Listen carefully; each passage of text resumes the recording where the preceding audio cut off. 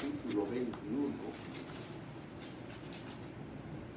donde aparece algo que es verdaderamente chocante, ¿no? Unos de estos versículos sobre los que se predica especialmente, pero que es bastante significativo y que marca uno de los aspectos de cómo la Iglesia tiene que enfrentarse con el desafío de esa agenda globalista.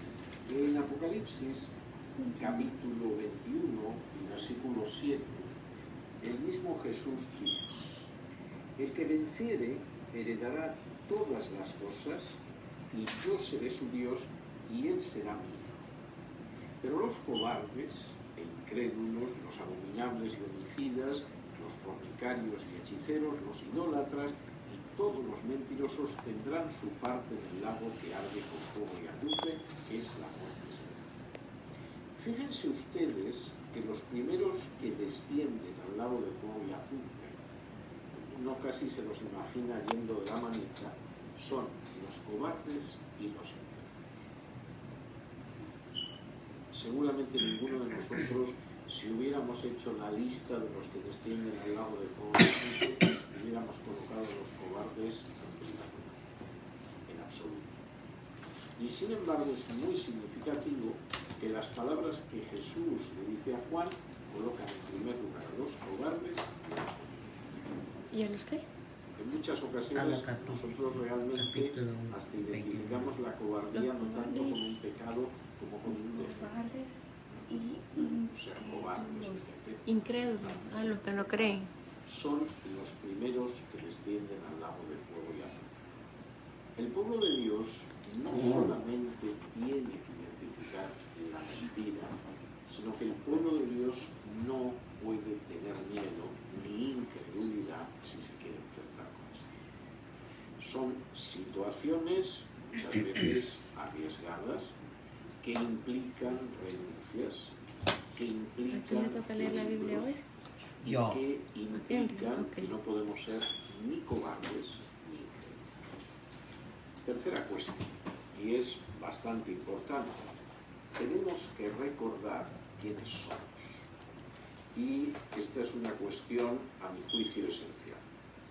Si me acompañan ustedes al Evangelio de Mateo, Mateo es un evangelio muy peculiar, es un evangelio pensado para comunicar el mensaje de salvación a los judíos, y tiene una estructura tremendamente peculiar. De la misma manera que la ley de Moisés tiene 5 libros, Mateo va distribuyendo las enseñanzas de Jesús en 5 discursos. Y además esos discursos tienen un paralelo muy claro con los 5 libros de Moisés, y esto no es casual. De la misma manera que el libro de Génesis pues habla de cómo nos encontramos con el origen del mundo, con el origen del pecado, con el origen de la salvación, con el origen del pueblo de Dios.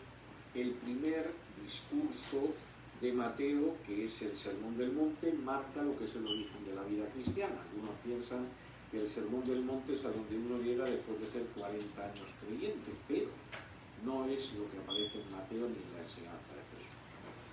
De la misma manera que el segundo libro de Moisés hace referencia a la salida para la conquista de la tierra, el segundo discurso de Jesús, en Mateo 10, hace referencia a la salida de los discípulos para conquistar a través del Evangelio. Y voy a dejar Mateo aquí porque me conozco y me podría desviar mucho.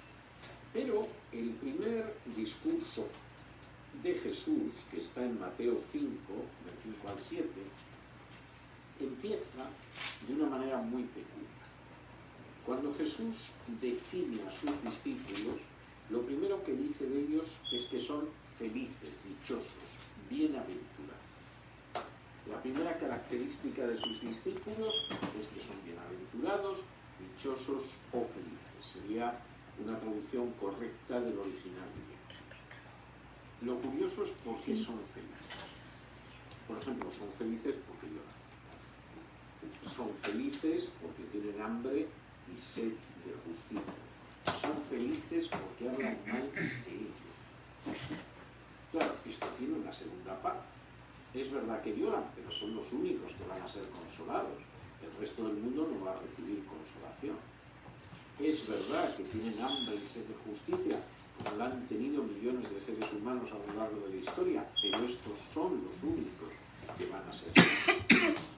Y es verdad que los calumnian y los vituperan y los persiguen, como ha pasado con mucha gente, pero estos son los únicos que recibirán recompensa en los cielos porque son calumniados, vituperados y perseguidos por causa de Jesús.